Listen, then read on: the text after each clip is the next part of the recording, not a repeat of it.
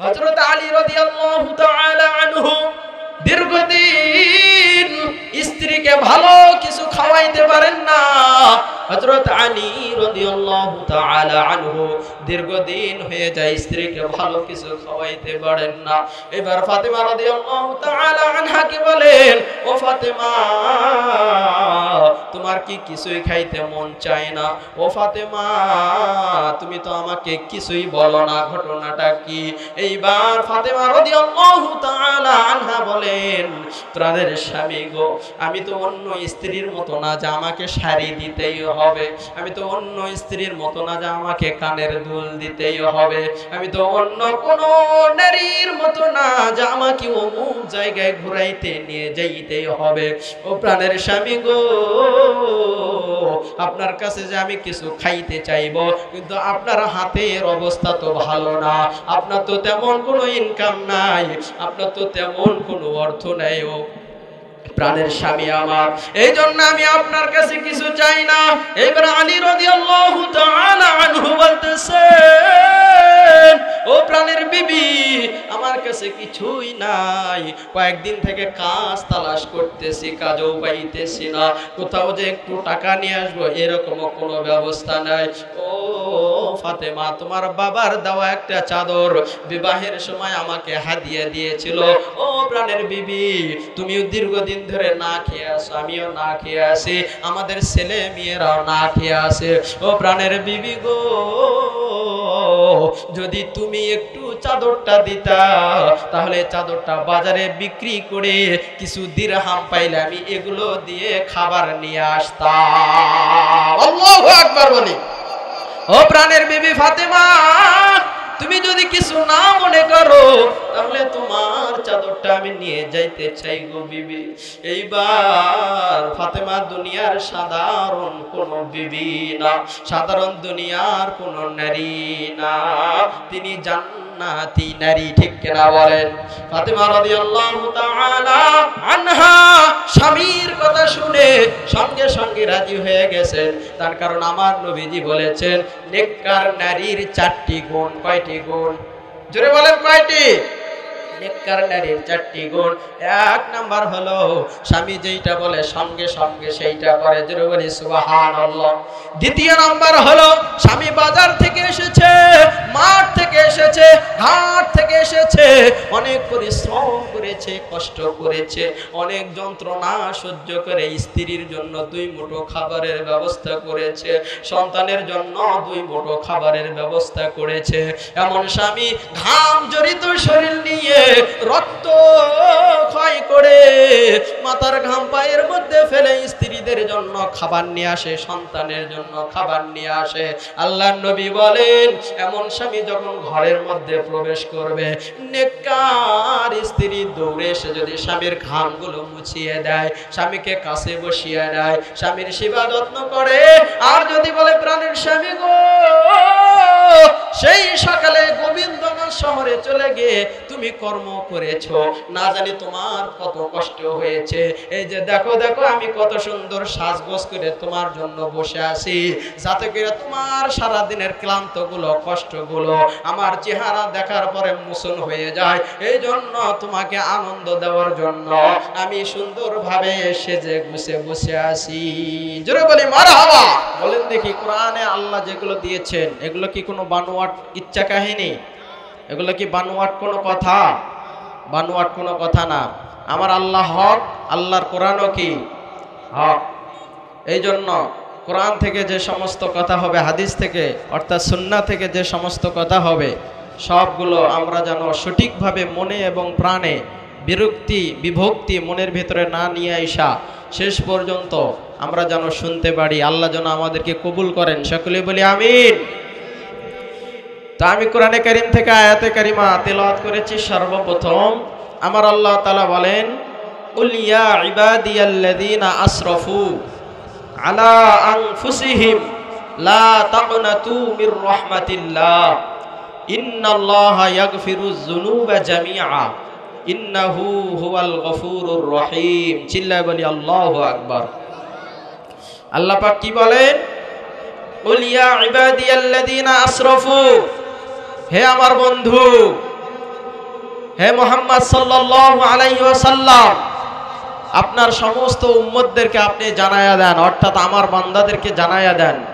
কুল, হে নবী আপনি বলে দেন, ইবাদিয়াল্লাযীনা আসরাফু আলা আনফুসিহিম, যারা নিজের নফসের ওপর জুলুম করেছে, অন্যায় করেছে, গুনাহ করেছে, ভাবতেছে মনে হয় আমার আল্লাহ আমাকে আর ক্ষমা করবে না, মাফ করবে না, সে যেন ভয় ভীতি মনের ভিতরে না নিয়ে আসে, নৈরাশ যেন না হয়ে যায়, তাদেরকে বলে দেন লা তাকনাতু মির রাহমাতিল্লাহ, তাদের গুনার চাইতেও আমি আল্লাহর দয়া, আমি আল্লাহর মায়া, আমি আল্লাহর ভালোবাসা অনেক অনেক অনেক অনেক গুণ বেশি। চিল্লায়ে বলি সুবহানাল্লাহ।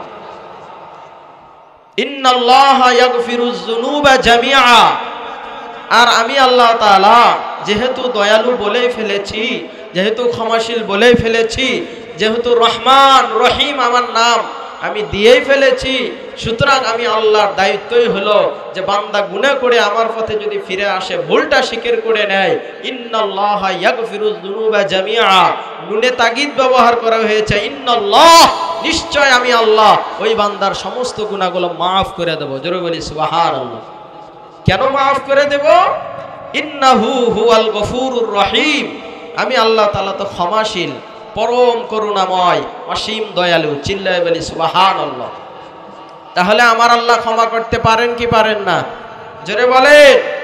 গুনাহ করে চুপ করে বসে থাকলে হবে নাকি আল্লাহর কাছে ক্ষমা চাইতে হবে? ক্ষমা চাইতে হবে, ক্ষমার বিকল্প আর কোনো কিছুই নাই। এরপরে আমি বলেছি আয়াতে কারিমা যে ইল্লা মান তাবা ওয়া আমানা ওয়া আমিলা আমালান সালিহান ফাউলাইকা ইউবাদদিলুল্লাহু সাইয়্যাতিহিম হাসানাত। ওরে বান্দা, তুমি ভুল করেছো, অন্যায় করেছো, কিন্তু শেষে এসে বুঝতে পেরেছো যে আমি গুনাহ করেছি, অন্যায় করেছি, অবিচার করেছি, তখন তুমি কি করবা? ইল্লা মান তাবা, আমার কাছে ফিরে এসে তওবা করবা। জোরে বলি সুবহানাল্লাহ। ওয়া আমানা, এরপরে তুমি পুনরায় যদি নতুন ভাবে বা পুনরায় আমার কাছে ইমানি অর্থাৎ বিশ্বাস স্থাপন করো, ওয়া আমিলা আমালান সালিহা, এবং বেশি বেশি নেক আমল করো, ফাউলাইকা ইউবাদদিলুল্লাহু সাইয়্যাতিহিম হাসানাত। বান্দা, তোমার জীবনের শুধু গুনাহই ক্ষমা করব না, বরঞ্চ তোমার জীবনে যত গুনাহ ছিল সমস্ত গুনাহগুলোকে আমি পুণ্যে পরিণত করে দেব। জোরে বলি সুবহানাল্লাহ। কার কথা? কার কথা? আল্লাহর কথা। এরপরে তৃতীয় আয়াতে কারিমা তিলাওয়াত করেছি, আবারও আল্লাহ বলেন, বারবার ডাকতেছেন আপনাকে আমাকে, আমরা শুধু দৌড়াইতেছি দুনিয়ার পেছনে, ঠিক কিনা বলেন? শুধু দুনিয়া নিয়ে ব্যস্ত। হাই রে, অ্যাপাচি গাড়ি কিনছে আমার ভাই, আমাকেও তো কিনতে হবে, ঠিক কিনা বলেন? আমার একটা টিভিএস আছে, টিভিএস দিয়ে মানাই না, সাজাই না আমাকে, ঠিক কিনা বলেন? একটা অ্যাপাচি গাড়ি কিনবো, বসলেও ভাব, ঠিক কিনা বলেন? বসলেও কি ভাব চলে আসে, ভাব না নিলেও ভাব হয়ে যায়, মানে গাড়ির যত টাকা লাগাইবেন তত ভাব কি চলে আসবে। এই জন্য দুস্থ বুজুর্গ, আল্লাহ ডাকেন আপনাকে আমাকে জান্নাতের দিকে, জাহান্নাম থেকে মুক্তি পাওয়ার জন্য, আর আমরা শুধু দৌড়াইতেছি দুনিয়ার পেছনে, কার কত টাকা হবে, কার কত গাড়ি হবে, বাড়ি হবে, ঠিক কিনা বলেন? তাহলে আল্লাহ বলেন, ইয়া আইয়ুহাল্লাযীনা আমানু তুবু ইলাল্লাহ, আমার কাছেই তোমাদেরকে তওবা করে ফিরে আসতে হবে। আর তুমি যদি তওবা করে ফিরে আসো, ইলাল্লাহি তাওবাতান নাসুহা, চোরের মতো যদি তওবা না করো, চোরকে ধরে রাখাল বুরুজের মানুষ ইচ্ছা মতো মার দিয়েছে, এরপরে বলতেছে বেটা আর চুরি করবি, চোর বলতেছে না আর জীবনেও করব না। যে ছেড়ে দিয়েছেন বলতেছে আমাকে যে মার দিয়েছো তোমরা, ছেড়ে দিয়েছো, আমি সুযোগ পাইলে আবার তোমাদের এলাকায় ঢুকে এবার এমন চুরি করা করব যে তোমাদের 12টা বাজাইবো, ঠিক কিনা বলেন? এইরকম চোরের মতো তওবা করলে কি হবে? ছাগল ধান খাইতে গেছে, ছাগলের কানটা ধইরা কানের নিচে লাগায়া দিয়েছেন, কিরে বেটা এত ধান খাস কান? আমি অনেক কষ্ট করে লাগাইছি, গরিব মানুষ। ছাগল যখন ধরেন তখন ছাগল এরকম করে থাপ্পড় দেওয়ার সময়, ঠিক কিনা বলেন? বুঝায় যে আর খাবে না, কিন্তু ছাগলকে ছেড়ে দিলে কি খাবে না? জোরে বলেন, খাবে কিনা? আরে আমরা তো মানুষ, আমরাই তো ঘুষ খাইতেছি, সুদ খাইতেছি, ঠিক কিনা বলেন? আর ছাগলের তো কোনো মেধা নাই, বুদ্ধি নাই, সে তো খাইতেই পারে, ঠিক কিনা বলেন? তাহলে এইবার মূল পয়েন্টে আমরা আসি। এই 3 আয়াতের রেফারেন্স টেনে ইনশাআল্লাহ বয়ান হবে, শুনবেন তো ইনশাআল্লাহ? ধৈর্যের সহিত শুনতে হবে আর চোখের পানি ছাড়তে হবে। চোখের পানির দাম কম না বেশি? আল্লাহ বলেছেন একটা পানি দিয়ে জাহান্নামের আগুন নিভানো যায়, সেটার নাম হইতেছে আমাদের চোখের পানি। কিসের পানি? তবে এই পানি কোনো নায়িকার নাটক সিনেমা দেখে ফালাইলে জাহান্নামের আগুন নিভবে না, বরং আরো দাউ দাউ করে কি হবে, জ্বলে উঠবে। যুবক ভাইরা অবৈধ প্রেম করে নায়িকার জন্য চোখের পানি ঝরাইছেন, আপনার ওই চোখের পানি জাহান্নামের আগুনকে আরো দাউ দাউ করে কি করে দেবে, বৃদ্ধি করে দেবে। আর আল্লাহর ভয়ে কোরআনের বয়ান শুনে যদি চোখের পানি ছেড়ে দেন, আমার আল্লাহ ফেরেশতাদেরকে লক্ষ কোটি কোটি ফেরেশতাদেরকে নিযুক্ত করেছেন। ভিডিও হচ্ছে যে আল্লাহ তাআলা বলতেছে, দেখো আজকে জান্নাতের বাগানে আমার কোন কোন বান্দা কান্না করে কোরআনের আলোচনা শুনে। আমি আল্লাহ তাআলা তাদের এই চোখের পানিগুলো জমা রেখে দেব, আর এই পানিগুলোকে কাল কিয়ামতের ময়দানে তার ছোটখাটো অপরাধগুলোকে মাফ করে জাহান্নামের আগুনের উপর নিক্ষেপ করব। সঙ্গে সঙ্গে তার চোখের পানি জাহান্নামের আগুনকে নিভায়া দেবে। জোরে বলি সুবহানাল্লাহ। সম্মানিত প্রিয় এলাকাবাসী, রাখাল বুরুসের মুরব্বী বাবাজিরা, যুবক ভাইয়েরা, এখনো যারা চায়ের বিছানায় চায়ের আড্ডায় পড়ে আসো, এখনো যারা বন্ধু বান্ধবকে নিয়ে ঘুরতেছো, ফুচকা খাইতেছো, মিষ্টি খাইতেছো, জিলাপি খাইতেছো, রে বাবা, এগুলো তো প্রত্যেক দিন আমতলি বাজারে গেলেও পাওয়া যায়, ঠিক কিনা বলেন? জোরে বলেন, পাওয়া যায় কিনা? কিন্তু আজকের এই মাহফিল, আজকের এই কোরআনের সম্মানজনক ময়দান আগামীকাল ফজরের পর থেকে রাত 12টার পর থেকে আর পাওয়া যাবে না? যাবে? জোরে বলেন, যাবে? কিন্তু চা প্রত্যেক দিন পাওয়া যাবে, জিলাপি প্রত্যেক দিন পাওয়া যাবে। বন্ধুকে যদি বন্ধুর সঙ্গে চলাফেরা করতে হয়, বন্ধুকে ডাকলেই বন্ধু চলে আসবে। কিন্তু কোরআনের মাহফিল বছরে মাত্র একবার হয়। এই কোরআনের মাহফিল ছেড়ে যারা চায়ের আড্ডায় এখনো ঘোরাফেরা করতেছে, এই কোরআনের মাহফিল ছেড়ে যারা এখনো বন্ধুদের সঙ্গে ঘোরাফেরা করতেছে, এই কোরআনের বাগান ছেড়ে যারা এখনো আত্মীয় স্বজনদেরকে নিয়ে খাওন দাওন নিয়ে ব্যস্ত হয়ে পড়ে আছে, কাল কিয়ামতের ময়দানে আমার আল্লাহ যদি জিজ্ঞাসা করে, রে বান্দা, তোমার এলাকায় কোরআনের বয়ান হয়েছিল, তোমাকে প্যান্ডেলের ভিডিওর মধ্যে কেন দেখা যায় না? তুমি কোরআনের ময়দানে কেন যাও নাই? তখন যদি সঠিক অ্যানসার না দিতে পারেন, আমার আল্লাহ তাআলা বলবেন, আমার কোরআনকে সম্মান করনি, কোরআনের দাওয়াত নিয়ে যারা আসছে তাদেরকে সম্মান করনি, বাড়ি থেকে আত্মীয় স্বজনের সঙ্গে গল্প করে করে কাটায়া দিয়েছো, সুতরাং তোমার ঠিকানা কোরআনকে অবমাননা করার কারণে, অসম্মান করার কারণে তোমার ঠিকানা আজ হবে কিন্তু জাহান্নামবাসীদের সঙ্গে, ঠিক কিনা বলেন? তার কারণ আল্লাহ বলেছেন, কোরআনের যখন আলোচনা হবে, কোরআন তেলাওয়াত হবে, তখন হইচই গন্ডগোল মহামারী করা হারাম না জায়েজ? জোরে বলেন, হারাম না জায়েজ? হারাম। এই জন্য বলে যাই, আজকে দুনিয়ার মানুষ, ও দুনিয়ার মানুষ, আমার আল্লাহ তাআলা বলেন, কুল ইয়া ইবাদিয়াল্লাযীনা আসরাফু, ওরে বান্দা, গুনাহ করার পরে নিজেকে যদি ছোট মনে করে আমার আল্লাহ তাআলার কাছে তওবা করো, আল্লাহকে হাত উঠে যদি বলো, আল্লাহ, জীবনে অনেক নামাজ কাজা করেছি, জীবনে অনেক রোজা ছেড়ে দিয়েছি, জীবনে যাকাতের সঠিকভাবে হক আদায় করি নাই, জীবনে নারীদের সঙ্গে অনেক আনন্দ ফুর্তি করেছি, আয় আল্লাহ, আমি আমার ভুলগুলো বুঝতে পেরেছি, আর কোনোদিন করব না। বলেন দেখি, আমার আল্লাহ তওবা করতে, বান্দা তওবা করতে দেরি, আমার আল্লাহ তওবাকারীকে ক্ষমা করতে দেরি করবেন না। জোরে বলি সুবহানাল্লাহ। তার কারণ তওবাকারীর সঙ্গে আমার আল্লাহ আছে না নাই? সূরা নাসরের মধ্যে আল্লাহ বলেন, ইন্নাহু কানা তাওয়াবা। জোরে বলি আল্লাহু আকবার।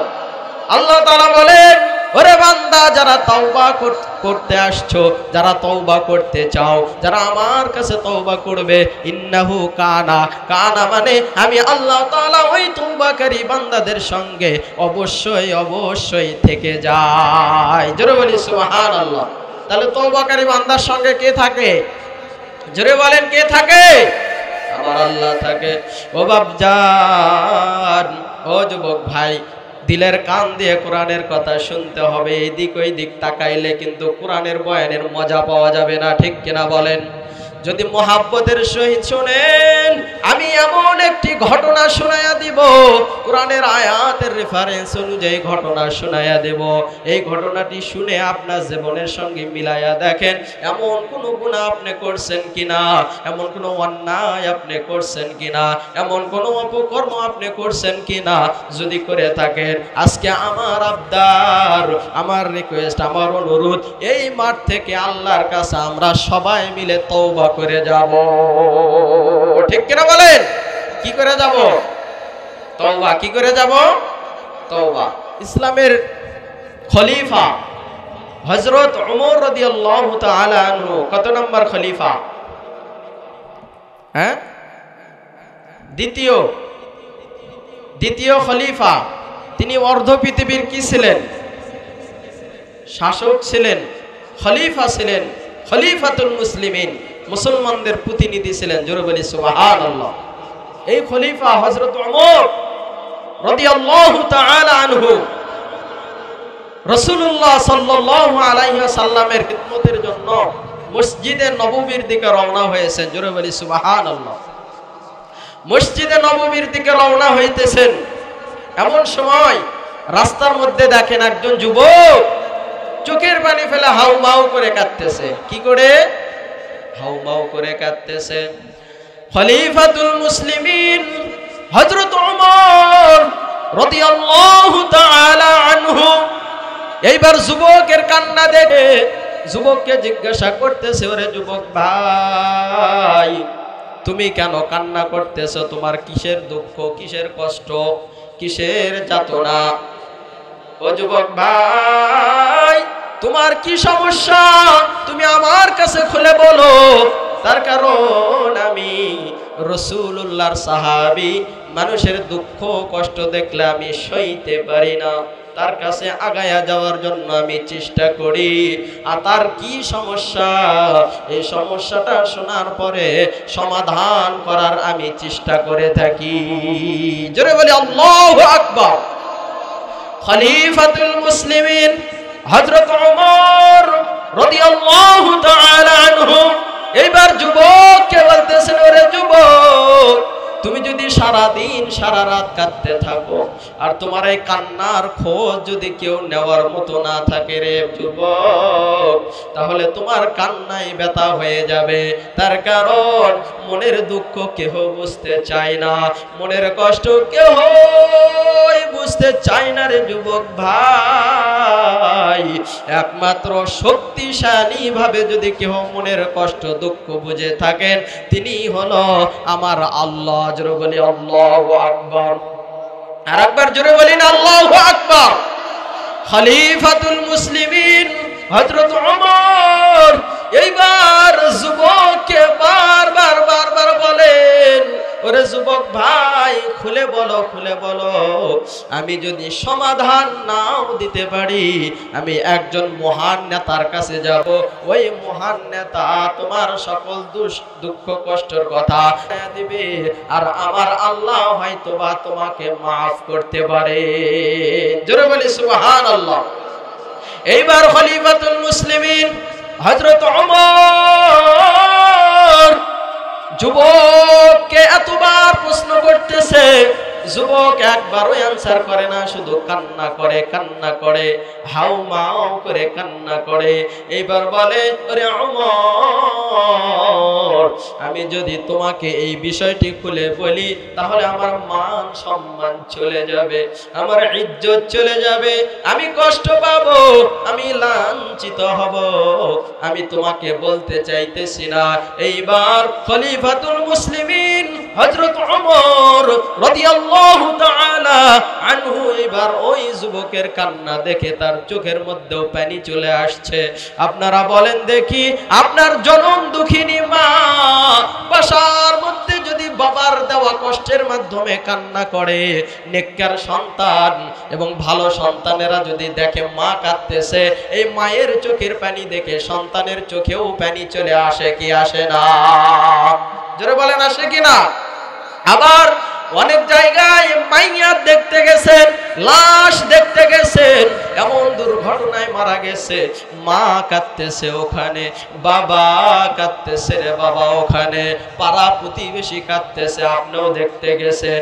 এইবার সন্তানের মা বাবার কান্না দেখে, পাড়া প্রতিবেশীর কান্না দেখে, যেহেতু আমিও মানুষ, আমার অন্তরের মধ্যে দিলের মধ্যে মায়া দয়া আছে না নাই? জোরে বলেন আছে না নাই?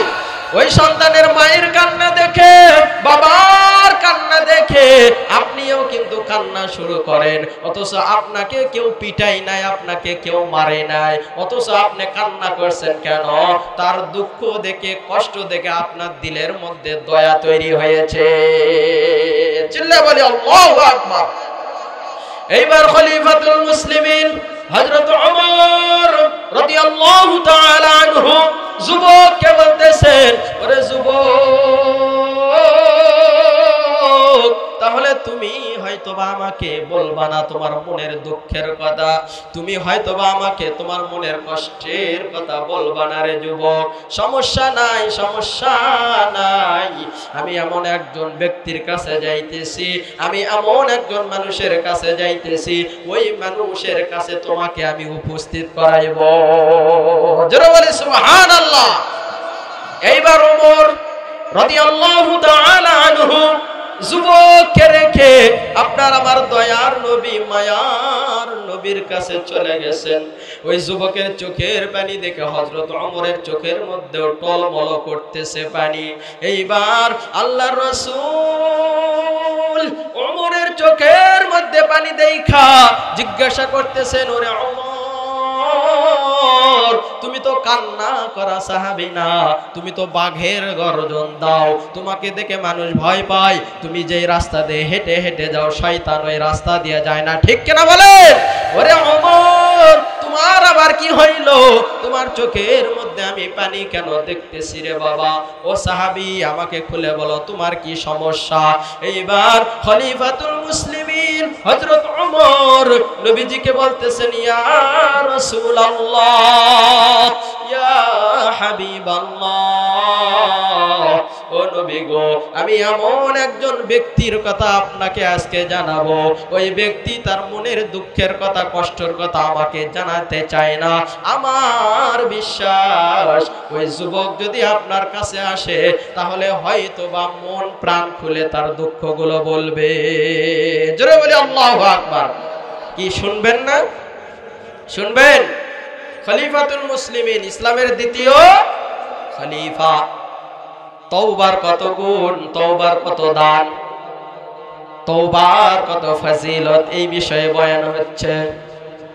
খলিফাতুল মুসলিমিন হযরত ওমর রাদিয়াল্লাহু তাআলা আনহু নবীজিকে যখন এই কথা বললেন, এইবার নবী সাল্লাল্লাহু আলাইহি ওয়াসাল্লাম বললেন, ওরে ওমর, এখনই যাও, ওই যুবককে তুমি নিয়ে আসো, আমার কাছে নিয়ে আসো, আমি ওই যুবকের মনের কথাগুলো, প্রাণের কথাগুলো খুলে শুনবো, এরপরে কি সমস্যা তার সমাধান দান করব। জোরে জোরে বলি না ইনশাআল্লাহ।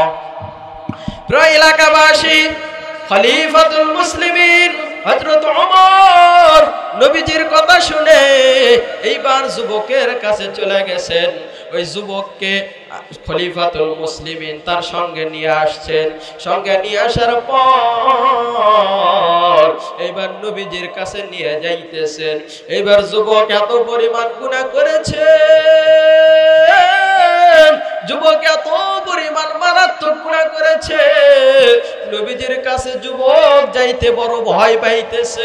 আল্লাহর নবী একজন পবিত্র মানুষ, আল্লাহর নবীজি একজন শ্রেষ্ঠ মানুষ, মহান নেতা। আমি গুনাহগার নবীজির সামনে কেমনে মুখ দেখাইব? আমি গুনাহগার নবীজির সামনে কেমনে হাজির হব? এইবার যুবক নবীজির কাছে যাইতে চায় না, কিন্তু খলিফাতুল মুসলিমিন হযরত ওমর যুবককে ভালো করে বুঝাইয়া মসজিদে নববীর মধ্যে নবীজির কাছে যুবককে হাজির করাইছে। জোরে বলি আল্লাহু আকবার। খলিফাতুল মুসলিমিন হযরত ওমর এইবার বলতেছে, ওরে যুবক, তুমি তোমার মনের কথা আমাকে খুলে বলো নাই, তুমি শুধু কান্নাই করতেছো। এখন তোমাকে এমন একজন মানুষের কাছে নিয়ে আসছি, এই মানুষের কাছে যদি তুমি তোমার মনের দুঃখের কথাগুলো, কষ্টের কথাগুলো বলতে পারো, অবশ্যই তার সমাধান তুমি পেয়ে যাবা। জোরে বলি সুবহানাল্লাহ। কি আল্লাহর নবীজির কাছে সমাধান আছে না নাই? জোরে বলেন আছে না নাই? এই কোরআনে সমাধান আছে না নাই?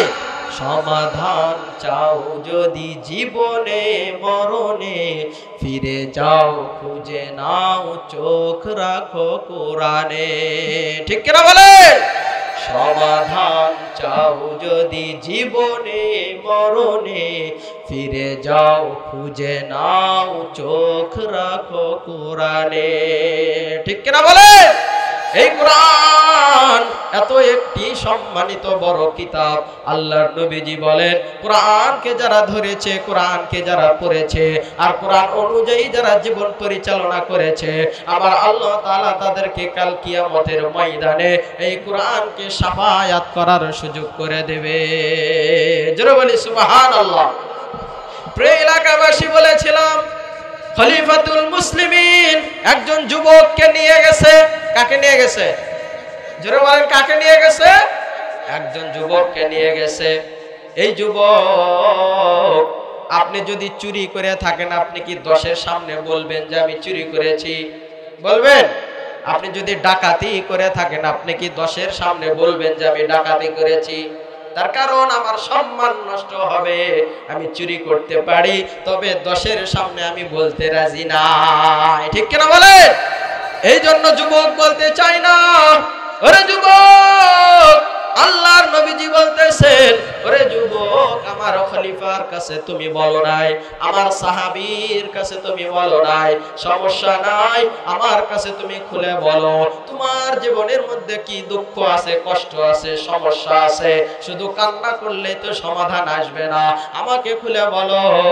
আমি দেখি মুহাম্মদ সাল্লাল্লাহু আলাইহি ওয়াসাল্লাম যোগ্য নেতা হিসেবে দুনিয়াতে এসেছি। আমি যদি আল্লাহর কাছে তোমার জন্য আরজি করি, আমার আল্লাহ চাইলেই তোমার দুঃখ কষ্ট দূর করে দেবে। জোরে বলি সুবহানাল্লাহ। এইবার যুবক আল্লাহর নবীজির কাছে হাউমাউ করে কাঁদতেছে আর বলতেছেন, ইয়া রাসূলুল্লাহ, ইয়া হাবিবাল্লাহ, আপনার কাছেও আমি বলতে চাইতেছি না গো রাসূল। আপনার কাছে যদি আমি বলি, আপনি আমার গুনার কথা শুনে আপনি আমাকে তাড়াইয়া দেবেন। আমি বড় লাঞ্ছিত হব, আমি বড় অপমানিত হব। আমি আপনার কাছেও বলতে চাইতেছি না, দ্বিধাবোধ করতেছি। ইয়া রাসূলুল্লাহ, এমন বড় একটি পাপ করেছি, গুনাহ করেছি, যেটা আমি যদি বলি আপনিও আমাকে এখান থেকে তাড়াইয়া দেবেন। কে বলতেছে? যারা বলেন, কে বলতেছে? যুবক বলতেছে। কিন্তু আল্লাহর রাসূল কি কাউকে তাড়াইতে আসছেন নাকি তার সমাধান করতে আসছেন? যারা বলেন, সমাধানের জন্য আসছেন। আল্লাহর রাসূল পৃথিবীতে আসছেন পথ ভোলা মানুষদেরকে পথ দেখানোর জন্য। ঠিক কিনা বলেন? আল্লাহর নবী পৃথিবীতে আসছেন কে অভাবে আছে, দুঃখে আছে, কষ্টে আছে, তার পাশে দাঁড়ানোর জন্য। ঠিক কিনা বলেন? তাছাড়া খাদিজা রাদিয়াল্লাহু তাআলা আনহার কাছে যতগুলো সম্পদ ছিল, এই সম্পদগুলো যদি রাসূলুল্লাহ বসে বসে খাইতেন, আজীবন খাইতে পারতেন। ঠিক কিনা বলেন? কিন্তু তিনি উম্মতের দুঃখ কষ্ট দেখে সমস্ত সম্পদগুলো দ্বীনের জন্য দিয়ে দিয়েছেন। জোরে বলি সুবহানাল্লাহ। এইবার যুবক আল্লাহর নবী সাল্লাল্লাহু আলাইহি ওয়াসাল্লামকে বলতে চাই না। এইবার যুবক যখন কোনোভাবে বলতে চাই না, আল্লাহর রাসূল বলতেছে, ওরে যুবক, তুমি কি আল্লাহকে বিশ্বাস করো না? এইবার যুবক বলে, হ্যাঁ হ্যাঁ, আমি আল্লাহকে বিশ্বাস করি। ওরে যুবক, তুমি কি আমাকে আল্লাহর নবী বিশ্বাস করো না? বলে, হ্যাঁ হ্যাঁ, অবশ্যই বিশ্বাস করি। তাহলে আমার কাছে তোমার কিসের দ্বিধাবোধ? তুমি আমাকে খুলে বলো, দেখো আমি মুহাম্মদ তোমার কাছে আল্লাহর জন্য দোয়া করে দেব। জোরে বলি সুবহানাল্লাহ। এইবার যুবক কান্না করতে করতে এইবার বলে ফালাইলেন, ইয়া রাসূলুল্লাহ, দুনিয়াতে সবারই একটা না একটা পেশা থাকে, একটা না একটা কর্ম থাকে, রিজিকের জন্য থাকে কি থাকে না? জোরে বলেন, থাকে কি না? কেহ চাকরি করে, কেহ রিক্সা চালায়, কেহ ভ্যান চালায়, আবার কেহ ব্যবসা করে, বাণিজ্য করে। কিন্তু এই যুবক এত বড় একটা পেশা ছিল তার, এমন একটি খারাপ পেশা ছিল, এমন একটি গুনাহের কাজ ছিল, এমন একটি অন্যায়ের কাজ ছিল, এমন একটি অপকর্মের কাজ ছিল, যার ভয়ে এই যুবক নবীজির কাছে কথাটা খুলে বলতেছে না। ঠিক কিনা বলে? এইবার যুবক আল্লাহর রাসূল সাল্লাল্লাহু আলাইহি ওয়াসাল্লামকে বলতেছেন, ও হুজুর, আপনার কাছে আমি খুলে বলবো, তবে আপনি আমাকে ঘৃণা করবেন না, তাড়াইয়া দেবেন না। যদি সমাধান দেওয়ার মতো থাকে আমাকে সমাধান দেবেন, তাহলে আমি আজ থেকে আল্লাহর পথে ফিরে আসব। জোরে বলি সুবহানাল্লাহ। এইবার যুবক আল্লাহর নবীজির কাছে আরজি করলেন, আল্লাহর নবী শোনার জন্য রাজি হয়ে গেলেন। এবার যুবক বলতেছেন, ইয়া রাসূলুল্লাহ, আমার একটা পেশা ছিল, সেই পেশাটি হলো নতুন যখন কোনো মাইয়াতকে কবরে রেখে আসতো, প্রত্যেকটি মাইয়াতের কবর থেকে আমি যে লাশগুলো রাখা হয়তো, এই লাশগুলোর কবর থেকে আমি কাফনের কাপড়টি চুরি করে নিয়ে আসতাম। জোরে বলি নাউজুবিল্লাহ। কাফনের কাপড় আমি কি করতাম? চুরি করে নিয়ে আসতাম। এইবার যুবক যখন এই কথা বলেছে, রাসূলুল্লাহ সাল্লাল্লাহু আলাইহি ওয়াসাল্লাম শুনতেছেন। এইবার যুবক মন প্রাণ ভরে দুঃখের কথাগুলো বলতেছেন আর বলতেছেন, ইয়া রাসূলুল্লাহ, ইয়া হাবিবাল্লাহ, এই দুঃখের কথা আমি কাকে বলবো, এই কষ্টের কথা আমি কাকে বলবো? প্রত্যেকদিন আমি নতুন নতুন কবর থেকে কাফনের কাপড়গুলো চুরি করতাম। ইয়া রাসূলুল্লাহ,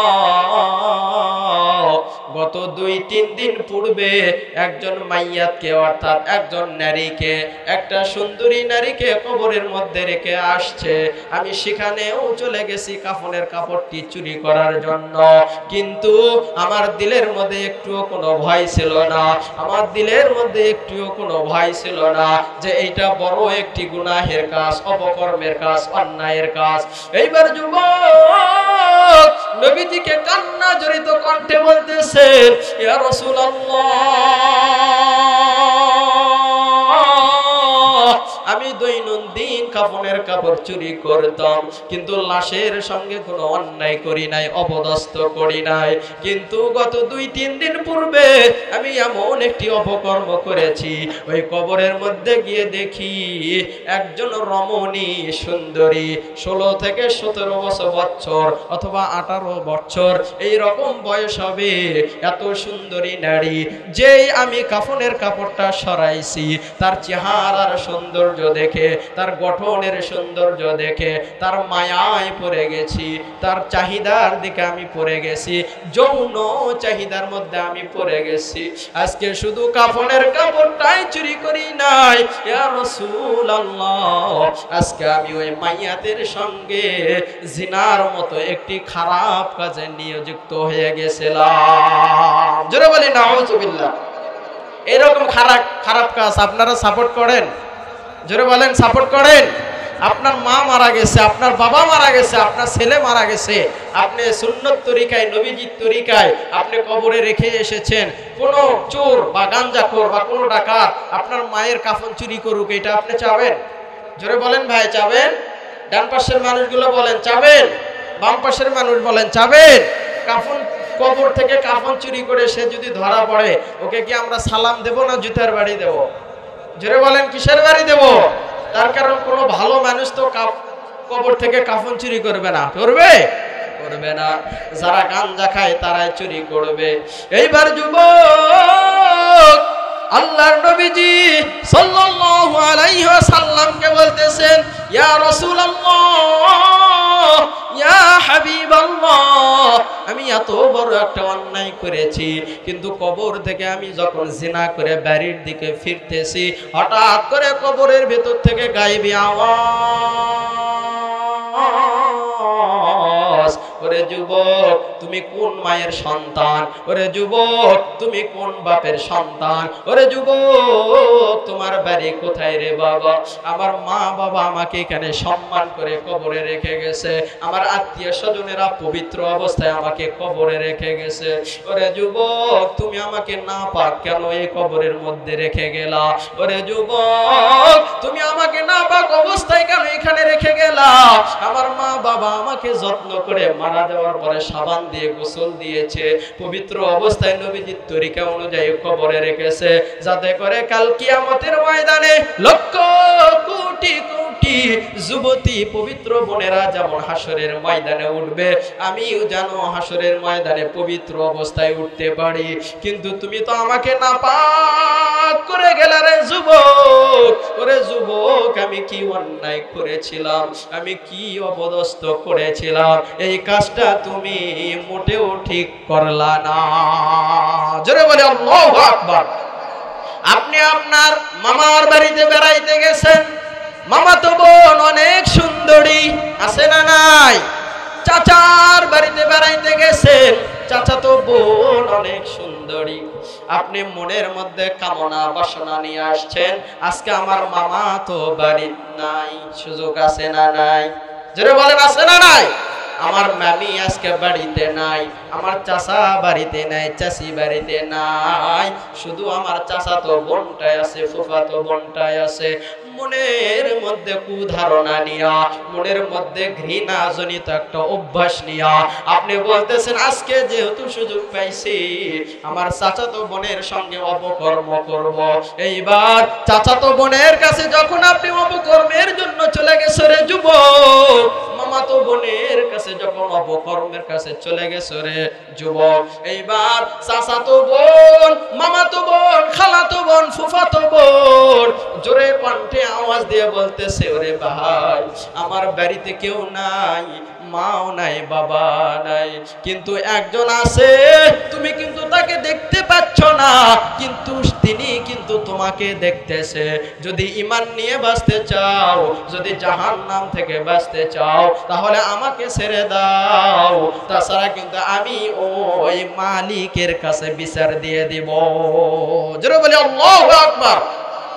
এখন আপনি যদি ইমানদার যুবক হয়ে থাকেন, আপনি যদি নামাজি যুবক হয়ে থাকেন, আপনার যদি ইসলামের ভয় থাকে, আপনার মা বাবা যদি আপনাকে কোরআনের শিক্ষা দিয়ে থাকে, আপনি ওখানেই তওবা করবেন।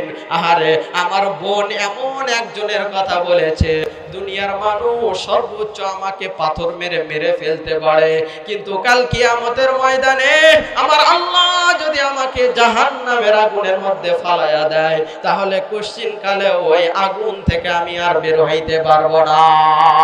ঠিক কিনা বলেন? পারবো? জোরে বলেন না পারবো? পারবো না।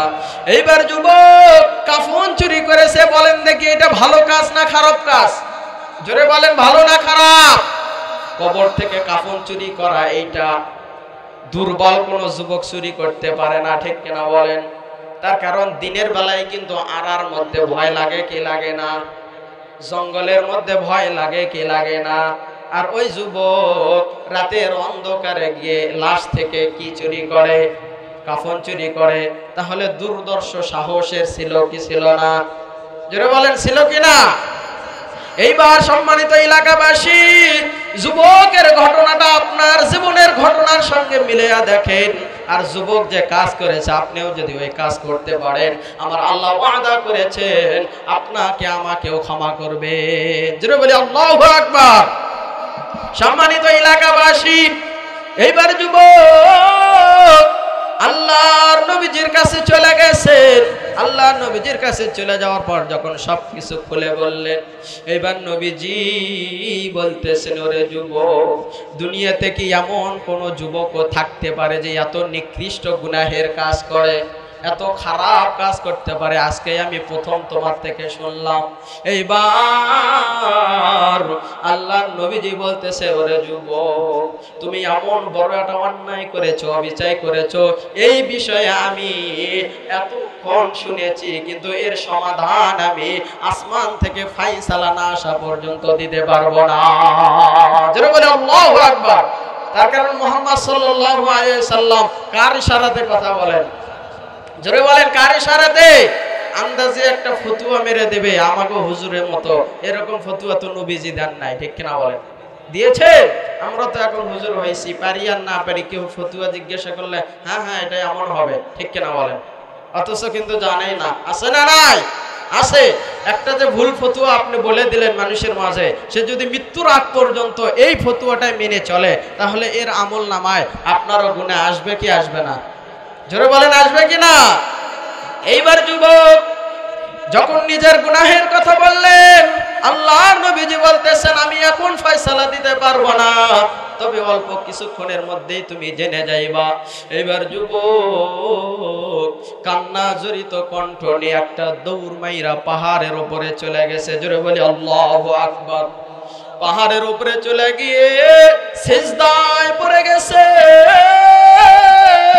হাদিস শরীফের মধ্যে আসছে 40 দিন যাবত যুবক এইবার পাহাড়ে কাঁদতেছে, আল্লাহ দুনিয়াতে তোমার অনেক বান্দা আছে, কিন্তু দুনিয়াতে আমার অন্য কোনো আল্লাহ নাই, আমার আল্লাহ একমাত্র তুমি। ঠিক কিনা বলে?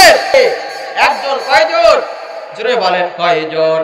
দুনিয়াতে আল্লাহর অনেক বান্দা আছে, রাখাল বুরুজের যে কোনো বান্দাকে আল্লাহ ক্ষমা করতে পারে, কিন্তু আপনাকে আমাকে যদি ক্ষমা না করে, বলেন দেখি দ্বিতীয় আর কোনো আল্লাহর কাছে কি আমরা চাইতে পারবো? জোরে বলেন, চাইতে পারবে? তাহলে আল্লাহকে সব সময় বলবেন আল্লাহ দুনিয়াতে তোমার অনেক বান্দা আছে, আপনি যাকে খুশি তাকে ক্ষমা করতে পারেন, কিন্তু দুনিয়ার জমিন থেকে আমি এক আল্লাহকে পেয়েছি, সুতরাং তুমি যদি আমাকে ক্ষমা না করো তোমার কোনো ক্ষতি নাই, কিন্তু আমি গুনাহগারের ক্ষতি আছে না নাই? জোরে বলেন, ক্ষতি আছে না নাই? এইবার যুবক আল্লাহর নবীজি সাল্লাল্লাহু আলাইহি ওয়াসাল্লামের মসজিদে নববী থেকে দৌড় মাইরা চলে গেছে পাহাড়ের কাছে। কাঁদতেছে কাঁদতেছে দীর্ঘ 40 দিন ধইরা। কয়দিন?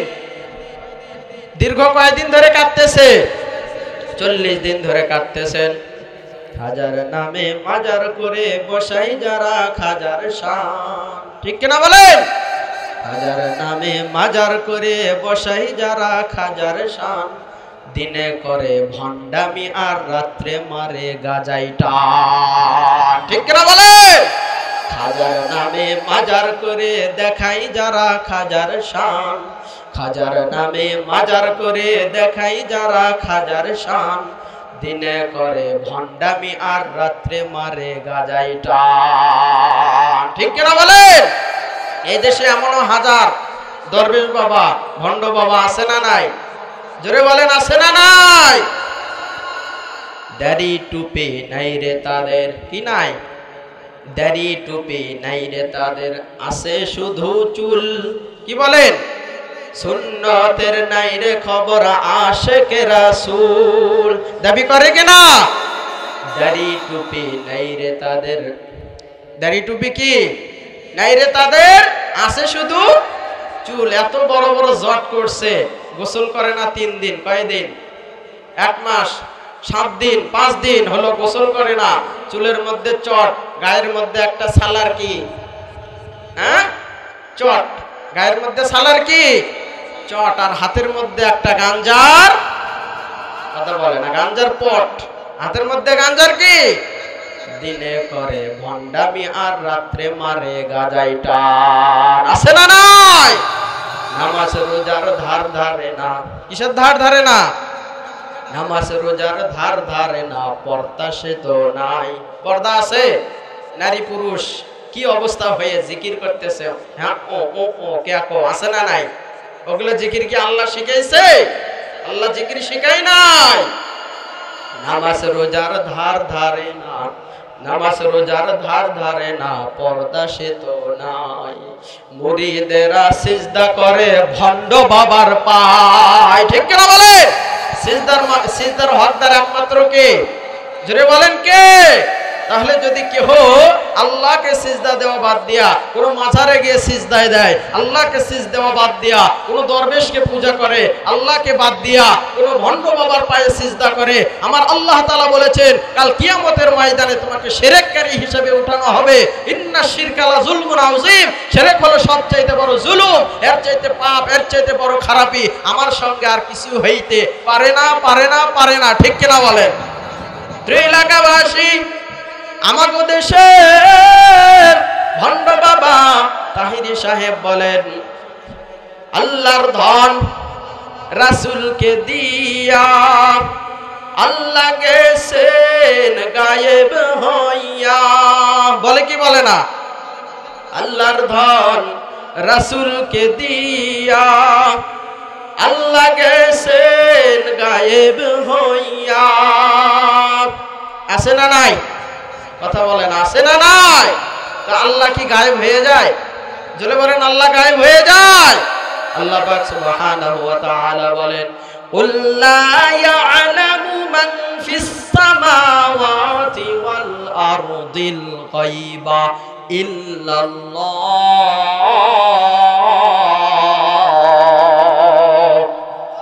আল্লাহ পাক সুবহানাহু ওয়া তাআলা বলেন কুল লা ইয়ালাম, ও দুনিয়ার মানুষ, আমি আল্লাহ একমাত্র গায়েবের খবর জানি।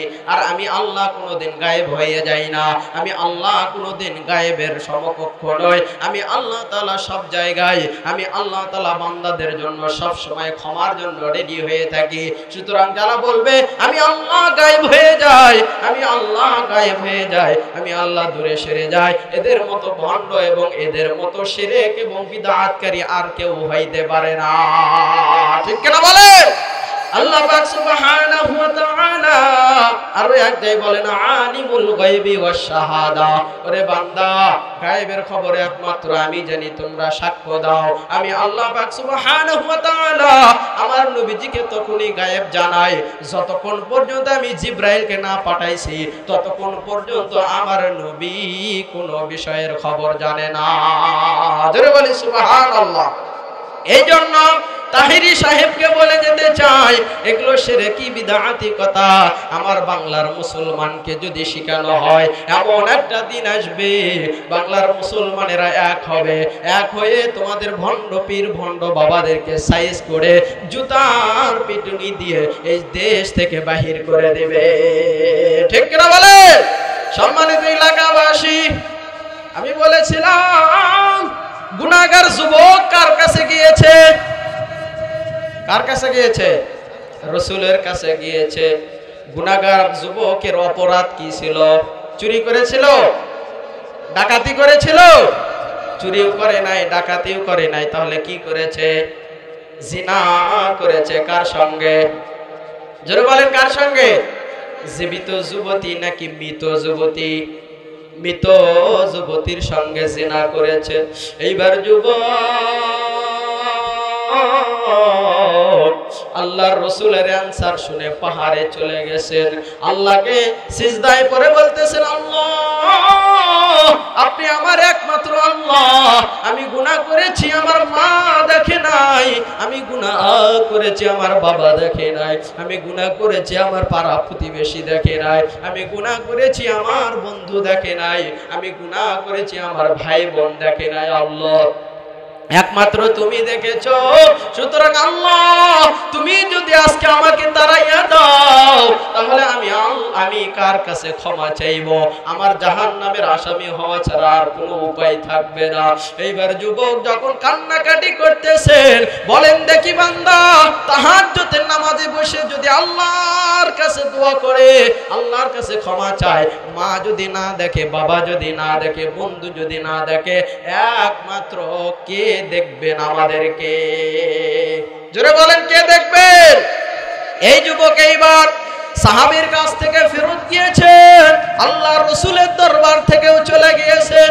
এইবার যুবক এক আল্লাহর কাছে সিজদায় পড়ে চোখের পানি ফালায়া কাঁদতেছে। রাখাল বুরুসের যুবকেরা, ওরে যুবক এই যুবকের মতো তো তুমি এখনো জিনা করো নাই মরা মাইয়াতের সঙ্গে, এই যুবকের মতো তো তোমরা এখনো এত বড় পাপের কাছে জড়িত হও নাই। হয়তো বা বন্ধু বান্ধবের তাড়নায় পড়িয়া গাঞ্জা টানতেছো, হয়তো বা বন্ধু বান্ধবের তাড়না পড়ে মনে হয় বিড়ি টানতেছো, হয়তো বন্ধু বান্ধবের ওয়াসওয়াসায় পড়িয়া শয়তানের ওয়াসওয়াসায় পড়িয়া সর্বোচ্চ নামাজ কাজা করতেছো। কিন্তু এই যুবক এত বড় একটি গুনাহ করার পরে আল্লাহর কাছে তওবা করতেছে, সিজদায় পড়ে গেছে। এখন আপনার জীবনের সঙ্গে মিলান, আপনিও যদি গুনাহ করেন, জিনা করেন, খারাপ কাজ করেন, তাহলে আমাদেরকে আল্লাহর কাছে সিজদায় পড়তে হবে কি হবে না? জোরে বলেন হবে কি না? এইবার যুবক আল্লাহর কাছে দীর্ঘ 40 দিন সিজদায় পড়ে আছেন আর শুধু কান্না করতেছেন, কান্না করতেছেন। আমার আল্লাহ এমন দয়ার আল্লাহ, মা যদি সন্তানকে দেখ সন্তান কান্না করতেছে, তাহলে মা কি সন্তানকে দেখে ফেলে রাখে নাকি বুকে জড়াইয়া নেয়? জোরে বলেন, বুকে জড়াইয়া নেয় কি নেয় না? বুকে জড়াইয়া নেয়। তেমনি ভাবে আমার মায়ের চেয়ে আপনার মায়ের চেয়ে আল্লাহর দয়া মোটেও কম নাই। কম আছে? জোরে বলেন, কম আসেনি? কম নাই। আমার আল্লাহ দীর্ঘ 40 দিন ধরে দেখতেছেন, ইচ্ছা করলে আরো আগে ক্ষমা করে দিতে পারতেন, কিন্তু আল্লাহ দেখতেছে এই বান্দা চোরের মতো তওবা করে কিনা, এই বান্দা চোরের মতো মিথ্যা কথা বলে কিনা। আমার আল্লাহ দেখতেছেন আমার বান্দা খাস নিয়তে যদি তওবা করে, আমার কাছে যদি গুনার কথা স্বীকার করে, আমি আল্লাহ তাআলা তাকে ক্ষমা করে দেব। জোরে বলি সুবহানাল্লাহ। এইবার যুবক যখন কান্নাকাটি করতেছে, আল্লাহ পাক সুবহানাহু ওয়া তাআলা জিবরাইলকে পাঠায় দিয়েছে। ও জিবরাইল, তুমি যাও আমার আল্লাহর বন্ধু, আমার বন্ধুর কাছে তুমি চলে যাও। আমার বন্ধুকে গিয়ে বলো এত বড় একটি দুনিয়া কে সৃষ্টি করেছে, আর দুনিয়ার মধ্যে যত পক্ষী, যত পশু পাখি আছে, মানুষ আছে, এদের রিজিকের ব্যবস্থা কে করেছে? জোরে বলেন, আমাদের রিজিকের মালিক কে? আরো জোরে বলেন কে? এবার জিবরাইলকে পাঠায় দিয়ে বলেছে, ও জিবরাইল, আমার বন্ধুকে গিয়ে বলো আমি যদি এত বড় আসমান সৃষ্টি করতে পারি, জমিন সৃষ্টি করতে পারি, আর সকলের রিজিকের ব্যবস্থা যদি করতে পারি, তাহলে আমার গুনাহগার বান্দাকে কি আমি ক্ষমা করতে পারি না? যারা বলে আল্লাহু আকবার। এইবার আল্লাহর নবীজি সাল্লাল্লাহু আলাইহি ওয়াসাল্লামের কাছে জিবরাইল চলে আসছেন।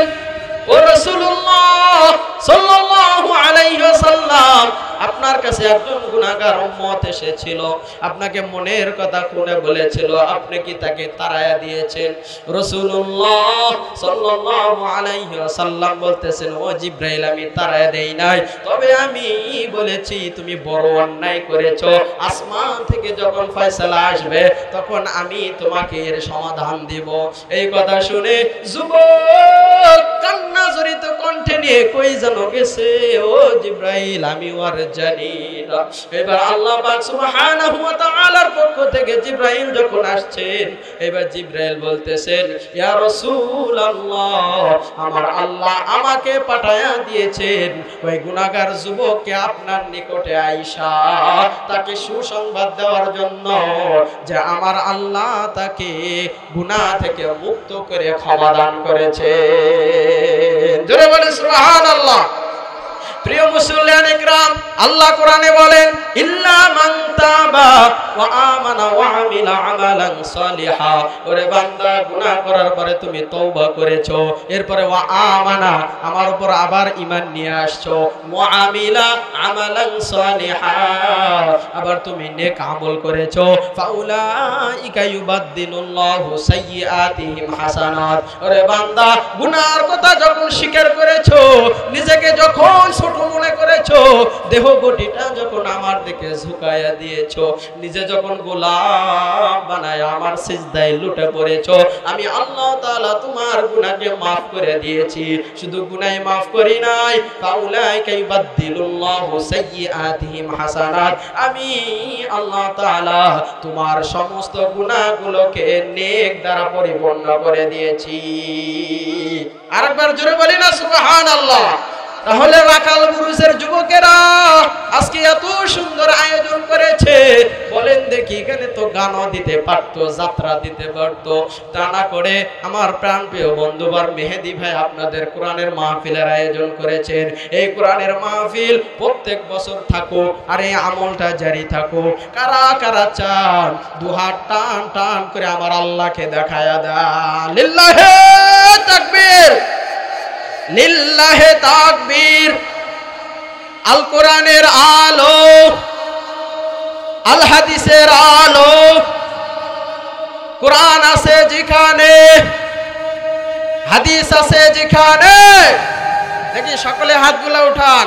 লিল্লাহে তাকবীর। হাতগুলো একটু লাড়া দেন, যাদের ঘুম ধরছে ঘুমগুলো ছেড়ে যাবে। লিল্লাহে তাকবীর। আল কোরআনের আলো, আল হাদিসের আলো। প্রিয় হাজিরিন, প্রিয় এলাকাবাসী, তাহলে গুনাহগার যুবক যদি আল্লাহর কাছে মাপ পান, আমরাও মাপ পাবো কি পাবো না? জোরে বলেন, পাবো কি পাবো না? আল্লাহ ক্ষমাশীল, আল্লাহ দয়াশীল। আল্লাহ গুনাহগার যুবককে মাফ করে দিয়েছেন, আমাদেরকেও মাফ করে দেবেন, ঠিক কিনা বলেন? তো প্রিয় এলাকাবাসী, আমি যেটা বলতে চাই, আমি একটা কথা বলেছিলাম যে আমাদের যে আল্লাহ পাক সুবহানাহু ওয়া তাআলা আমাদের যাকে পাঠাইছেন এবং আমাদেরকে যে আল্লাহ পাক সুবহানাহু ওয়া তাআলা এত নিয়ামত দিয়েছেন, সেই আল্লাহকে যদি আমরা ভুলে থাকি তাহলে কি আল্লাহ আমাদেরকে চিনবে? জোরে বলেন, চিনবে? চিনবে না। এই জন্য সকলের কাছে রিকোয়েস্ট এবং অনুরোধ, আমি অল্প সময়ের মধ্যে শেষ করে দেব। শেষ পর্যন্ত কারা কারা থাকবেন? থাকবেন তো ইনশাআল্লাহ? প্রিয় হাজিরিন, প্রিয় এলাকাবাসী, গুনাহগার যুবক আল্লাহর কাছে অহংকার করে মাপ পাইছে নাকি ক্ষমা চেয়ে?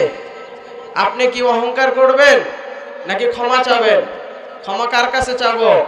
বাবা আমাকে মাফ করে দেন, চাওয়া যাবে? এরপরে কিছু মা বোনেরা আছে, বাচ্চা হয় না, চলে যায় মস্তান, আছে না নাই? জোরে বলেন, আছে না নাই? হ্যাঁ, মস্তান চলে যায়। সন্তান দেওয়ার মালিক আল্লাহ নাকি বাবা? জোরে বলেন, আল্লাহ না বাবা? ভণ্ড বাবা সন্তান দিতে পারবে? পারবে না। ভণ্ড বাবা নষ্টমী করতে পারে, সন্তান দিতে পারে? ভণ্ড বাবা একমাত্র আপনাকে নষ্ট ভষ্ট করে পথ ভুলিয়ে অন্যদিকে নিয়ে যাবে। কিন্তু আমি আল্লাহর কাছে যদি আমরা তওবা করি, সিজদায় করে যদি আল্লাহর কাছে চাই, এই বছর যদি নাও দেয়, ওই বছরে আল্লাহ দিতে পারে কি পারে না? আর যদি না দেন তাহলে বলেন যে বান্দা তুমি ধৈর্য ধারণ করো, এই বছর যদি তুমি না পাও ওই বছর পাবা। আর যদি নাই দেয় তাহলে বুঝবা তোমাকে সন্তান দিলে বিপদ হবে, সেই জন্য আমি তোমাকে দেই নাই, ঠিক কিনা বলেন? প্রিয় এলাকাবাসী, এই জন্য আজকে দেশের যে কারবার, দেশের যে অবস্থা, যেখানেই যান না কেন শুধু ভণ্ড বাবা, জটওয়ালা চটওয়ালা, আছে না নাই? আল্লাহ তাআলা আমাদের সকলকে এই রকম শিরক বিদআত এবং ভণ্ডামি থেকে দূরে সরে রাখুন। সকলে বলি আমিন। আরেকবার জোরে বলি না আমিন।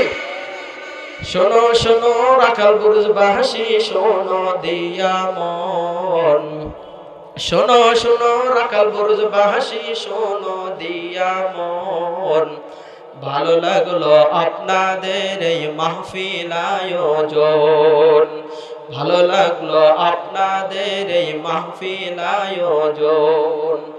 কে বা সাদা, কে বা কালা, কে বা গরিব ধনী, রক্তে মোরা মুসলিম জাত ভাই, একটা কথাই জানি, ঠিক কিনা বলেন? কে বা সাদা, কে বা কালা, কে বা গরিব ধনী, রক্তে মোরা মুসলিম জাত ভাই, একটা কথাই জানি। দিন কায়েমের জন্য যুবক ভাইদের খুবই প্রয়োজন, দিন প্রতিষ্ঠার জন্য যুবক ভাইদের খুবই প্রয়োজন। ভাই গো, ভালো লাগলো আপনাদের এই মাহফিল আয়োজন, ঠিক কিনা বলেন? যুব সমাজ ঐক্য গড়ো, শক্ত করে হাত, সমাজ থেকে দূর হয়ে যাক অন্যায় অবিচার। কারা কারা চান যে সমাজ থেকে অন্যায় অবিচার দূর হয়ে যাক? দু হাত টান টান করে আল্লাহকে দেখান। লিল্লাহে তাকবীর, লিল্লাহে তাকবীর। এই সমাজে যারা জুলুম করবে, অন্যায় করবে, আমরা অনেক সহ্য করেছি, আর সহ্য করব না। এখন জুলুমের প্রতিহত করা আমাদের জন্য সময় এসেছে, ঠিক কিনা বলে? যারা জুলুম করতে চায়, অন্যায় করতে চায়, অবিচার করতে চায়, আমার আল্লাহ পাক সুবহানাহু ওয়া তাআলা বলেছেন, নবীজি হাদিস শরীফের মধ্যে বলেছেন, আয-যুলমু যুলুমাতিন ইয়াউমাল কিয়ামা, জুলুম হবে কাল কিয়ামতের ময়দানে অন্ধকার, ঠিক কিনা বলেন? তাই আল্লাহ পাক সুবহানাহু ওয়া তাআলা সকল জালেমদেরকে হেফাজত করুন, সকলে বলি আমিন, এবং তাদেরকে হেদায়েত দান করুন। আরেকবার বলি না আমিন।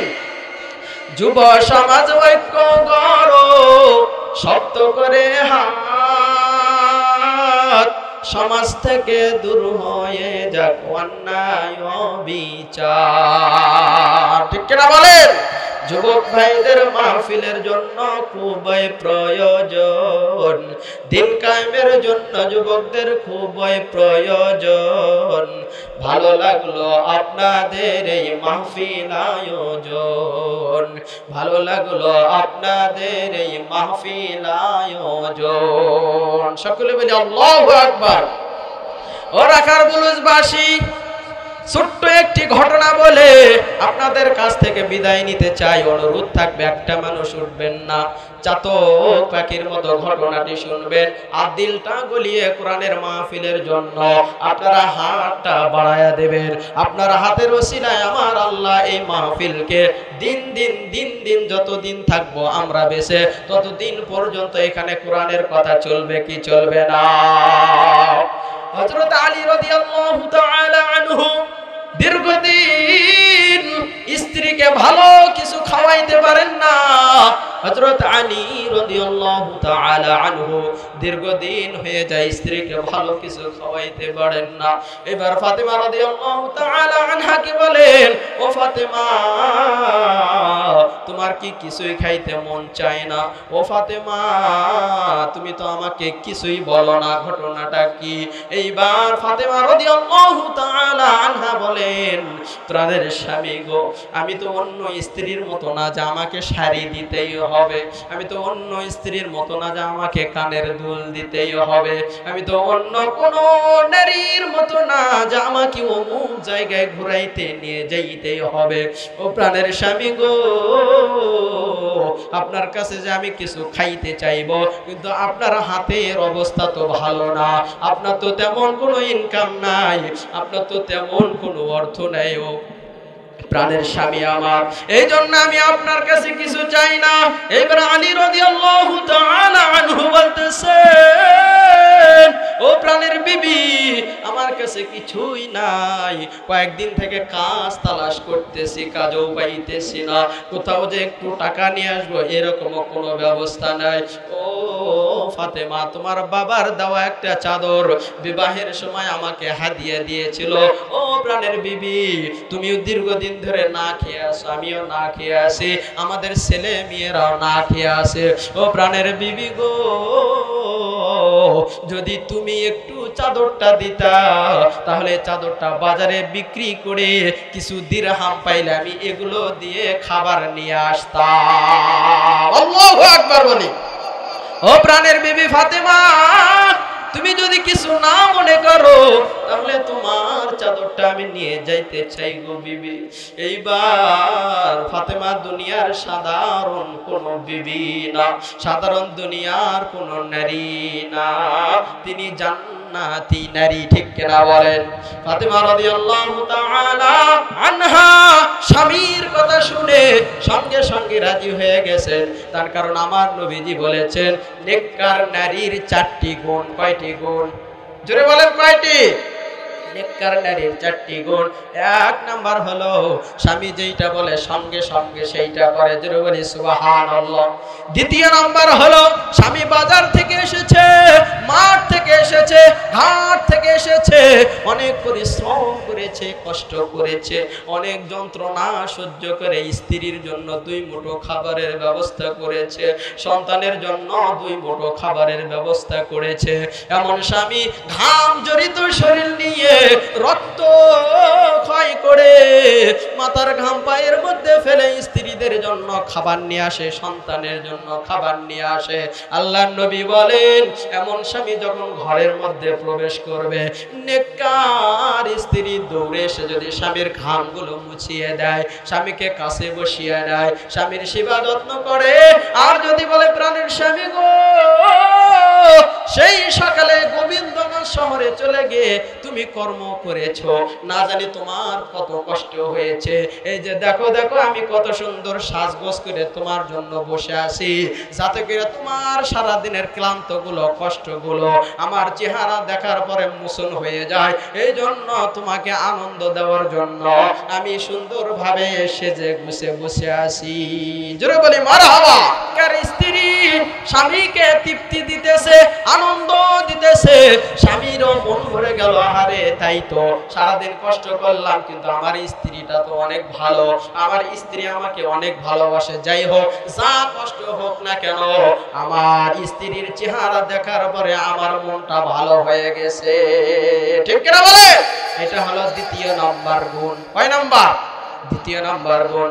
এবার তৃতীয় নাম্বার গুণ হলো স্বামী স্ত্রীকে অর্ডার করেছে অমুকের বাড়ি তুমি যাইবা না, অমুকের বাড়িতে যাওয়া আমি পছন্দ করি না, অমুক যুবকদের কাছে তুমি যাবা না, আমি না থাকাকালীন কোনো ছেলেকে তোমার বাড়ির মধ্যে ঢোকাইবা না। যদি জায়েজ হয় স্বামীর এই কথা যদি কোনো নারী রক্ষা করতে পারে, আমার আল্লাহ বলেন ওই নারীর প্রতি আমার আল্লাহ খুশি এবং স্বামীও খুশি হয়ে যায়। জোরে বলি সুবহানাল্লাহ। চতুর্থ নাম্বার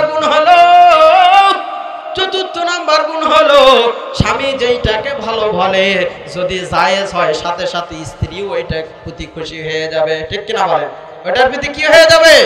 প্রত্যেকটা স্বামী চায়, প্রত্যেকটা পুরুষ মানুষ চায় বিয়ের পরে যেন তার মা বাবা একই সংসারে খাওয়ান দাওয়ান করে। ঠিক কিনা বলেন? কিন্তু অনেক নারী আছে রে বাবা, আপনাদের রাখাল বুরুজে মনে হয় নাই, আছে?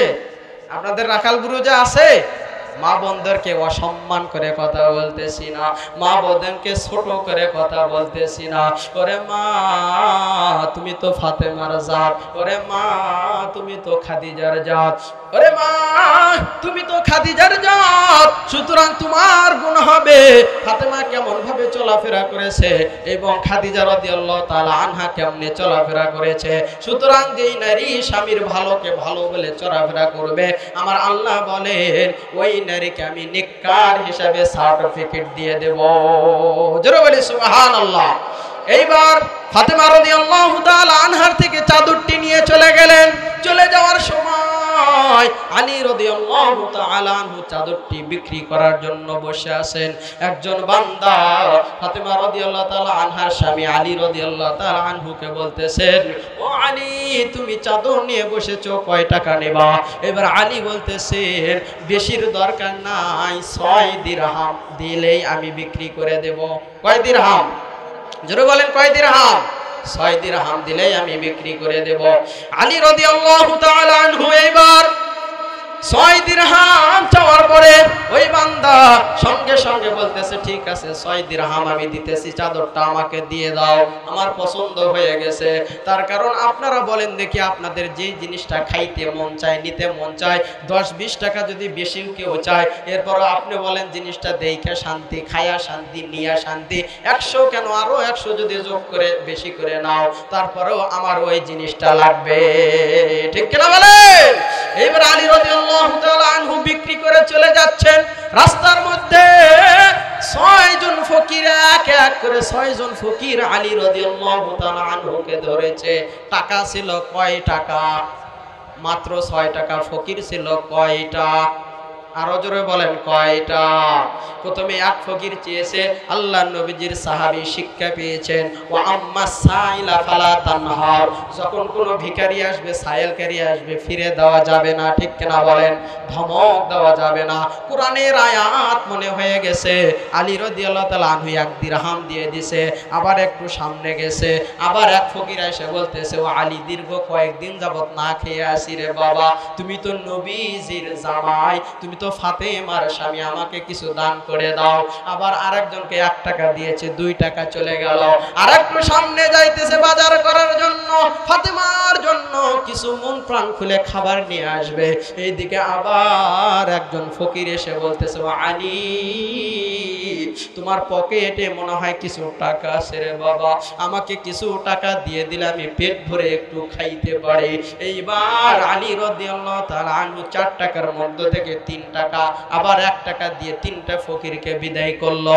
আবার ইমানদারদের পরীক্ষা কঠিন না সহজ?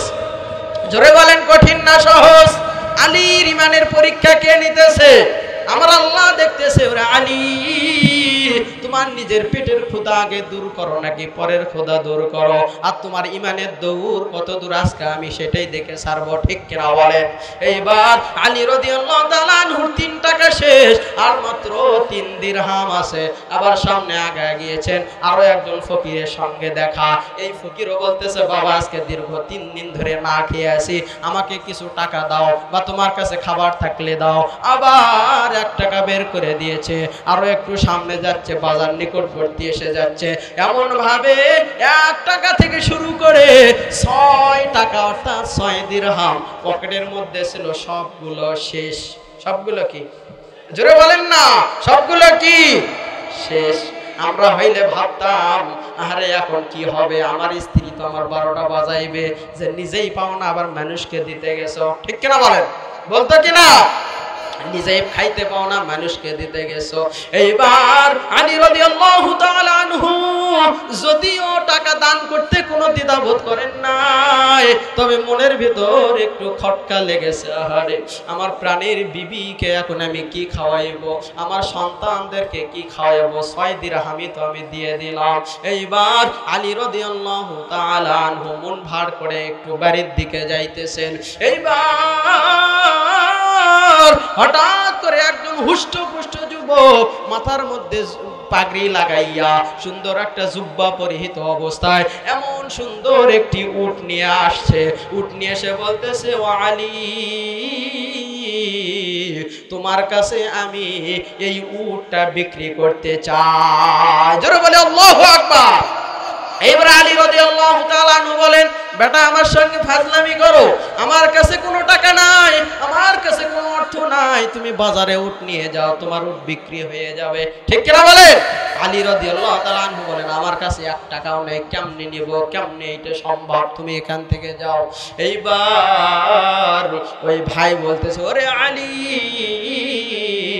তোমার যদি নেওয়ার ইচ্ছা থাকে টাকা লাগবে না, এই উটটি আমি তোমাকে বাকিতে দিয়ে দেব, তুমি বাজারে গিয়ে বিক্রি করে এরপরে আমাকে টাকা দিয়ে দিও।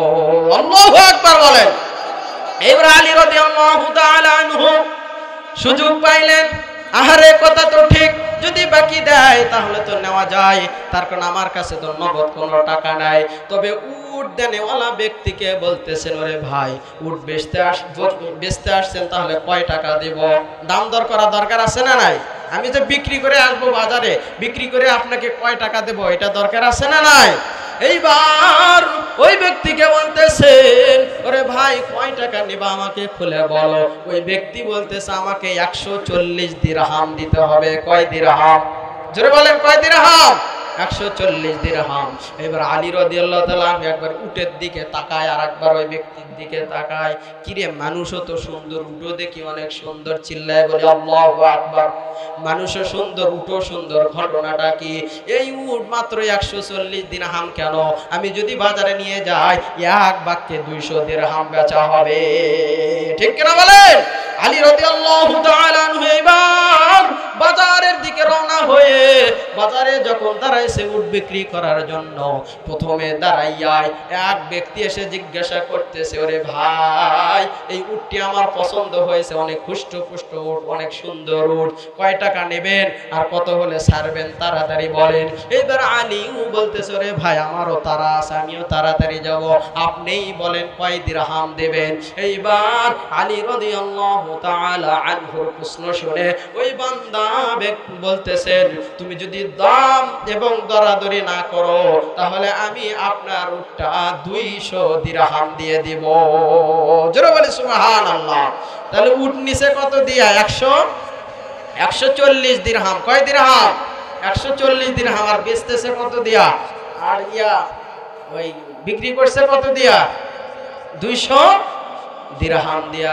এইবার আলী রাদিয়াল্লাহু তাআলা আনহু এই 200 দিরহাম দিয়ে বিক্রি করে দিলেন। বিক্রি করে দিয়ে এইবার ওই বান্দাকে খুঁজতেছে। হঠাৎ করে বেরিয়ে যাওয়ার সময় বান্দার সঙ্গে দেখা হয়ে গেল। দেখা হয়ে ওই বান্দাকে 140 দিরহাম দিয়ে দিল। এখন বলেন দেখি হযরত আলীর কাছে কয় দিরহাম অবশিষ্ট থাকলো?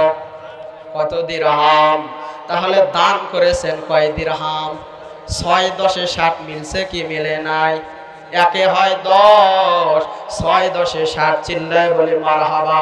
এবার আলী রাদিয়াল্লাহু তাআলা আনহু খুশি মনে ওই বান্দাকে 140 দিরহাম দিয়া আর 60 দিরহাম নিজের কাছে রাখা বাজারে গিয়ে ইচ্ছা মতো বস্তা বাইন্দা বাজার করে নিয়ে গেছে। ওই সময়ে 60 দিরহাম মানে বিশাল কিছু, ঠিক কিনা বলেন? এইবার এমন এমন খাবার কিনেছে, খাবার নিয়ে স্ত্রীর কাছে চলে গেছে।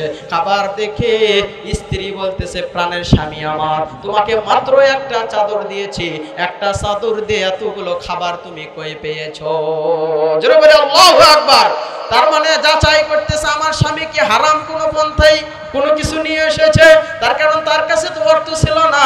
আর আজকে সমাজের নারীরা যেখান থেকে নিয়ে আসেন না কেন, সুদ হোক ঘুষ হোক, যত বেশি বেশি খাওয়াবেন পড়াবেন তত স্বামীর ভক্ত হয়, ঠিক কিনা বলেন? অথচ নেককার স্ত্রীর গুণ। ফাতেমা বলতেছে, ওরে আলী, ও প্রাণের স্বামী, সঠিক অ্যানসার না করা পর্যন্ত আমিও খাবো না, তোমাকেও খাইতে দেব না, তোমার সন্তানদেরকেও খাইতে দেব না। এইবার আলী রাদিয়াল্লাহু তাআলা আনহু অ্যানসার করতেছে, প্রাণের বিবি, আমি কোনো অন্যায় করি নাই, আমি 6 দিরহাম দিয়ে তোমার চাদরটা বিক্রি করেছিলাম। আল্লাহর কয়েকজন বান্দা, গরিব বান্দা আমার কাছে এসে চেয়েছে, সবগুলো দিয়েছি। তারপরে একজন বান্দা আমাকে উট দিয়েছে, এই উটটা বিক্রি করে এইভাবে আমি এগুলো করেছি। ফাতেমা এইবার এক বাক্যে অ্যানসার শুনে খুশি হয়েছে। তার কারণ ফাতেমা জানেন 6 দিরহাম দান করলে অবশ্যই 60 দিরহাম আমার স্বামী পেয়ে যাবে, ঠিক কিনা বলে? এইবার আলী রাদিয়াল্লাহু তাআলা আনহু এবং ফাতেমা রাদিয়াল্লাহু তাআলা আনহা চলে গেছেন এই সুসংবাদ নবীজির কাছে দেওয়ার জন্য। নবীজির কাছে যখন চলে গেছেন, নবীজি বলতেছেন, ওরে আলী আর ও ফাতেমা, তোমরা কি বলতে এসেছো? তোমরা বলার আগে আমার আল্লাহ আমাকে জানায়া দিয়েছে। জোরে বলি সুবহানাল্লাহ। এবার বলতেছে, ওরে আলী, তোমার কাছে যে বান্দাটি উট বেচার জন্য এসেছিল, তুমি কি ওই ব্যক্তিকে চেনো? আলী বলতেছে, না না, অনেক সুন্দর ছিল, যে উটটা দেখেছো এরকম উট কি কখনো দুনিয়ায় দেখেছো? এইবার নবীজি বলতেছেন, ওরে আলী, তোমার দানের প্রতি খুশি হইয়া আমার আল্লাহ আসমান থেকে জিব্রাইল আলাইহিস সালাতু ওয়াস সালামকে জান্নাত থেকে উট নিয়ে তোমার কাছে পাঠায়া দিয়েছিল। জোরে বলে আল্লাহু আকবার। এবার বলতেছে, ওরে আলী, আর যার কাছে তুমি বিক্রি করেছো ওই বান্দাকে কি তুমি চেনো? বলতেছে, না না, আমি চিনি না, তবে লোকটি অনেক সুন্দর ছিল। বলে, কেমন সুন্দর? আরব বেদুইনের মতো নাকি তার চেয়েও সুন্দর? আলী বলতেছেন, আরব বেদুইনের চেয়েও অনেক সুন্দর, লোকটা অনেক বেশি সুন্দর ছিল। এবার নবীজি বলতেছেন, ওরে আলী, এইটা দুনিয়ার কোন যুবক নয়, এই যুবককে আমার আল্লাহ তার কাছ থেকে পাঠাইছেন, ইনি হলো হযরত মিকাইল আলাইহিস সালাতু ওয়াস সালাম। জোরে বলি সুবহানাল্লাহ। এইবার ওরে আলী, দুনিয়াতে অনেক উট দেখেছো, তবে এমন উট তো দেখো নাই, এত সুন্দর হুষ্টপুষ্ট উট দেখো নাই। আমার আল্লাহ তোমার দানের প্রতি খুশি হইয়া, রাজি হইয়া আল্লাহ জান্নাত থেকে উটটি জিব্রাইলের মাধ্যমে পাঠাইছে। আর এই উট দুনিয়ার কোনো উট নয়, যেই উটে চড়ে ফাতেমা জান্নাতের মধ্যে যাবে, সেই উট তোমার কাছে আল্লাহ পাঠায়া দিয়েছে। জোরে বলে আল্লাহু আকবার। আরেকবার জোরে বলি না আল্লাহু আকবার।